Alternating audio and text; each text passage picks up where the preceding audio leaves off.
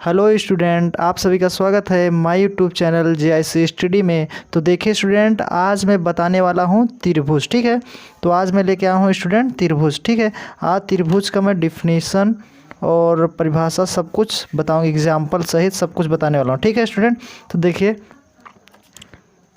Triangle क्या होता है। ठीक है, तो देखिए स्टूडेंट, त्रिभुज का परिभाषा क्या होता है। देखिए त्रिभुज को मैंने परिभाषा लिख रखा है, तीन भुजाओं से मिलकर बनी आकृति को त्रिभुज कहते हैं। तीन भुजाओं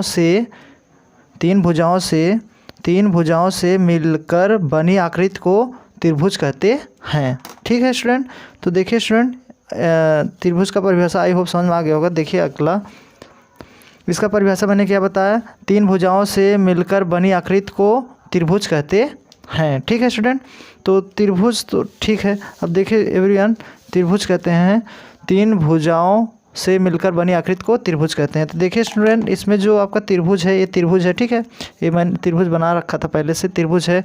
तो ये आपका जो होता है ये आपका कोण होता है। ठीक है, इसे हम लोग कोण कहते हैं, कोण। ये आपका क्या होता है, कोण। ठीक है, इससे हम लोग कोण कहते हैं, इसको भी कोण कहेंगे, और ये वाले भी कोण होता है और ये भी कोण होता है, सब तीनों कोण है। ठीक है, ये तीनों क्या है, कोण है। तो ठीक है स्टूडेंट, और ये जो आपका बाहर का है ये वाला भाग, इसे हम कहते हैं भुजा।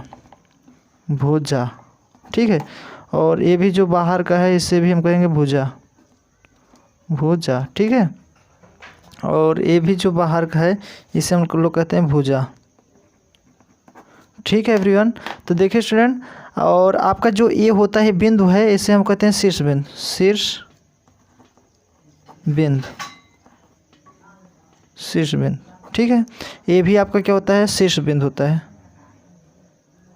ये शीर्ष बिंदु होता है आपका, शीर्ष बिंदु। ठीक है, इसे हम लोग कहते हैं शीर्ष बिंदु। और ये भी आपका क्या होता है, शीर्ष बिंदु। ठीक है, ये भी आपका शीर्ष बिंदु होता है। ठीक है स्टूडेंट, आई होप समझ में आ गया होगा। देखिए एवरीवन स्टूडेंट, आपका अगला जो है त्रिभुज का मैंने परिभाषा क्या बताया स्टूडेंट। तो देखिए त्रिभुज का परिभाषा मैंने यहाँ बताया आपका, तीन भुजाओं से मिलकर बनी आकृति को त्रिभुज कहते हैं। ठीक है, तीन भुजाओं से मिलकर बनी आकृति को त्रिभुज कहते हैं। ठीक है, अब देखिए अगला है त्रिभुज के प्रकार। अगला हेडिंग है त्रिभुज के प्रकार। ठीक है, त्रिभुज का प्रकार क्या होता है, इसमें पहला है, ये दो प्रकार होता है। जो त्रिभुज के प्रकार जो हैं ये दो प्रकार को, पहला दूसरा, दो प्रकार को। ठीक है, तो पहला है भुजाओं के आधार पर, पहला जो है आपका भुजाओं के आधार पर। ठीक है, दूसरा है कोणों के आधार पर, तो दूसरा है कोणों के आधार पर। ठीक है आपका स्टूडेंट, तो देखिए स्टूडेंट, जो आपका है भुजाओं के आधार पर, इसमें देखिए ये जो भुजाओं के आधार पर, ये हेडिंग आपका जो है भुजाओं के आधार पर, ये आपका तीन प्रकार का। देखिए भुजाओं के आधार पर त्रिभुज तीन प्रकार के होते हैं। भुजाओं के आधार पर त्रिभुज तीन प्रकार के होते हैं। ठीक है, त्रिभुज के भुजाओं के आधार पर त्रिभुज तीन प्रकार का होता है। ठीक है, अब देखिए अगला है कोणों के आधार पर। जो अगला है स्टूडेंट आपका, ये कोणों के आधार पर जो त्रिभुज होता है ये आपका, ये भी तीन प्रकार का होता है। कोणों के आधार पर त्रिभुज जो होता है ये भी तीन प्रकार का होता है। जो त्रिभुज कोणों के आधार पे होता है स्टूडेंट, वो भी कोणों के आधार पे वो भी तीन प्रकार का होता है, और जो भुजाओं के आधार पर त्रिभुज जो होता है वो भी तीन प्रकार का होता है। दोनों तीन प्रकार के होते हैं। ठीक है, तो देखिए स्टूडेंट, आपका जो भुजाओं के आधार पर दिया है इसमें तीन प्रकार जो दिया है, इसमें देखिए आपका पहला है समबाहु त्रिभुज। जो आपका भुजाओं के आधार पर तीन प्रकार होता है, पहला आपका है समबाहु त्रिभुज। ठीक है, समबाहु त्रिभुज क्या होता है, इसमें देखिए त्रिभुज आपका ये बना हुआ है। ठीक है, ये आपका जो त्रिभुज है स्टूडेंट, ये देखिए समबाहु त्रिभुज में क्या होता है, सब जो मान होता है भुजा सेम रहता है, कोण भी सेम रहता है। समबाहु भुजा में क्या होता है स्टूडेंट, आपका जो कोण रहता है वो भी समान रहेगा, और भुजा जो रहेगा वो भी समान रहेगा। देखिए ये 5 सेमी है यहाँ से यहाँ तक। ठीक है, और इस तरफ का भी 5 सेमी है। ठीक है, और इस तरफ का भी 5 सेमी है। तो आपका जो कोण है ये भी समान है समबाहु त्रिभुज में, और कोण भी समान रहेगा। ठीक है, भुजा और कोण दोनों समान रहेगा। ठीक है, अब देखिए ये जो त्रिभुज के भुजाओं के आधार पे था, तो इसमें देखिए दूसरा जो आपका, पहला तो हो गया समबाहु त्रिभुज। ठीक है, पहला तो कंप्लीट हो गया। अब देखिए दूसरा आपका जो है समद्विभाजक बाहु त्रिभुज, समद्विबाहु त्रिभुज है आपका जो है ये समद्विबाहु त्रिभुज, ये दूसरा है, ठीक है।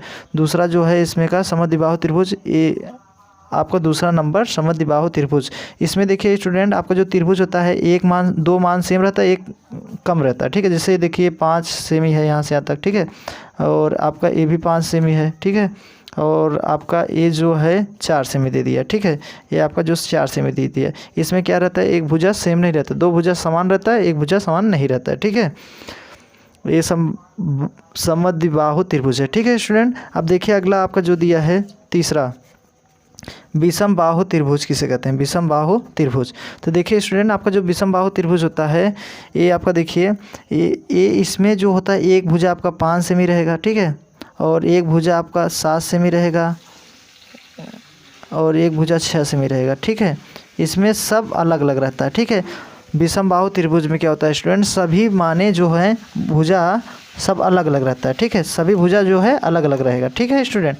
अब देखिए आपका जो ये सभी माने अलग अलग हैं, इसको हम कहेंगे विषम बाहु त्रिभुज। जो सब मान अलग अलग रहता है त्रिभुज में, इधर का भुजा देखिए 8 है, यहाँ 9 है, यहाँ 7 है, तो ये सभी भुजा जो हैं अलग अलग हैं, ठीक है। भुजा जब अलग अलग हैं भुजा का मान, तो ये क्या हो जाएगा, विषम बाहु त्रिभुज हो जाएगा, ठीक है। और आपका समद्विबाहु त्रिभुज में क्या होता है, दो भुजा समान रहता है, एक भुजा कम रहता है, इसे हम कहते हैं समद्विबाहु त्रिभुज, ठीक है। और समद्विबाहु त्रिभुज, समबाहु त्रिभुज में क्या होता है, सब सेम होता है, भुजा और कोण दोनों सेम रहता है, ठीक है, दोनों समान रहता है, भुजा और कोण जो होता है दोनों समान रहते हैं, भुजा और कोण दोनों समान रहता है, ठीक है, दोनों समान रहता है, ठीक है। अब देखिए स्टूडेंट, आपका अगला है, ये आपका था स्टूडेंट भुजाओं के आधार पर। अब अगला है कोणों के आधार पर। देखिए अगला जो कोणों के आधार पर, ये भी 3 प्रकार का होता है ना, जो कोणों के आधार पे होता है ये भी 3 प्रकार का होता है। इसमें पहला है आपका न्यून कोण, मतलब न्यून कोण त्रिभुज, ठीक है। आपका जो पहला है इसमें न्यून कोण त्रिभुज, ये है आपका कोणों के आधार पे, पहला है न्यून कोण त्रिभुज। तो देखिए इसमें न्यून कोण त्रिभुज में क्या होता है, इसमें देखिए एक त्रिभुज बना रहता है, ठीक है। तो इसमें जो एक कोण होता है 50 अंश का होता है, और इसमें क्या होता है 0 से 90 के बीच में न्यून कोण होता है। जो न्यून कोण होता है 50 अंश भी हो सकता है, 60 अंश भी हो सकता है, 70 भी हो सकता है, 45 भी हो सकता है। तो इसमें कहने का मतलब स्टूडेंट, न्यून कोण में 0 से 90 के बीच में न्यून कोण होता है, ठीक है। 0 से 90 के बीच में होगा, 0 से 90 के बीच में न्यून कोण होता है, ठीक है। 0 अंश से 90 अंश के बीच में न्यून कोण होता है, ठीक है स्टूडेंट। ये आपका न्यून कोण होता है, पहला है, ठीक है, कोणों के आधार पर, ठीक है। इसमें पहला आपका है न्यून कोण जो होता है 0 से 90 होता है, ठीक है।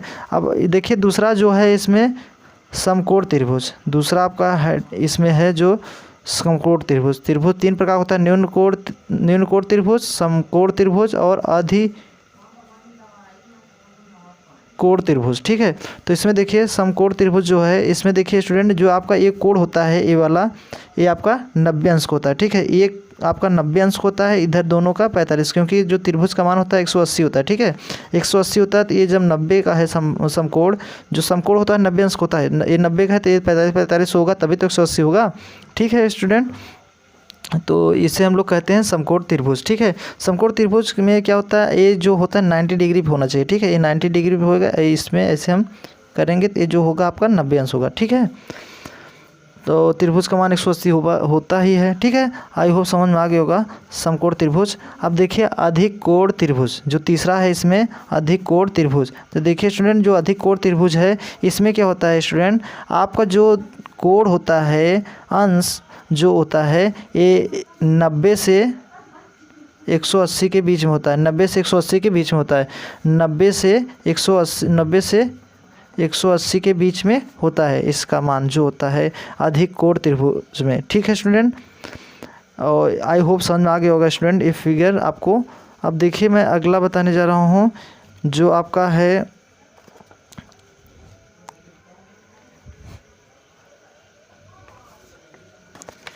इसमें देखिए समरूप आकृति और सर्वांगांसम आकृति को मैं बता दे रहा हूँ इसी वीडियो में। तो देखिए स्टूडेंट आपका जो समरूप आकृति है इसका देखिए ये कैसा होता है, समरूप आकृति जो है ये कैसा होता है। देखिए इसमें जो आपका जो वर्ग होता है इसमें सेम सेम रहता है। कहने का मतलब स्टूडेंट देखिए जैसे आपका ये त्रिभुज में बना देना, जैसे देखिए ये कोई इतना बड़ा त्रिभुज है, ठीक है, ये और एक इससे बड़ा है, ठीक है, देखिए ये इससे बड़ा है, ठीक है। तो ये दोनों क्या है, समरूप हैं, ठीक है। दोनों अगर जैसे ये साइज जितना है इतने बड़ा रहेगा, जैसे ये इतना बड़ा है इसके अधिया ये है ना, जैसे ये वाला इसके अधिया है ना, मतलब इसके आधा हो, आधा से डेढ़ नहीं आधा हो, तो इसका आधा रहेगा तो मतलब इसको समरूप मानेंगे, ठीक है। इसको समरूप जैसे देखिए आपका जो इससे ये देखिए आपका ये ढक्कन देख लीजिए, ठीक है, ये दोनों ढक्कन अलग अलग है ना तो ये समरूप नहीं है। जब सेम सेम रहेगा तो उसे हम कहेंगे समरूप, ठीक है, सेम सेम रहता है इसे हम लोग कहते हैं समरूप। अब तो देखिए स्टूडेंट, तो ये दोनों क्या हैं, ये दोनों आपका समरूप हैं, ये फिगर जो दोनों हैं समरूप हैं, ठीक है। और इसमें देखिए मैंने एक यहाँ लिख भी रखा है, देखिए ये जो आपका चौड़ाई जो होता है ये भी 8 रहे, लंबाई ऊंचाई ये भी सब 8-8 है, 8-8 सेमी।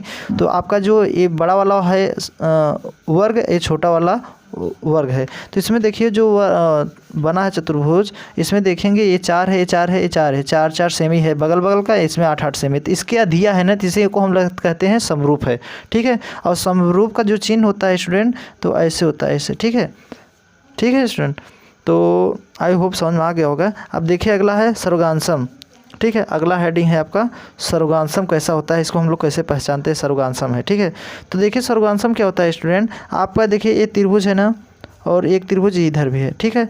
तो इसमें जो है दोनों सेम सेम नहीं रहता है इसमें ना, सर्वगांसम जो होता है दोनों त्रिभुज सेम सेम रहता है, ठीक है, सेम सेम रहता है, उसे हम लोग सर्वगांसम कहते हैं, सेम सेम रहेगा, ठीक है स्टूडेंट।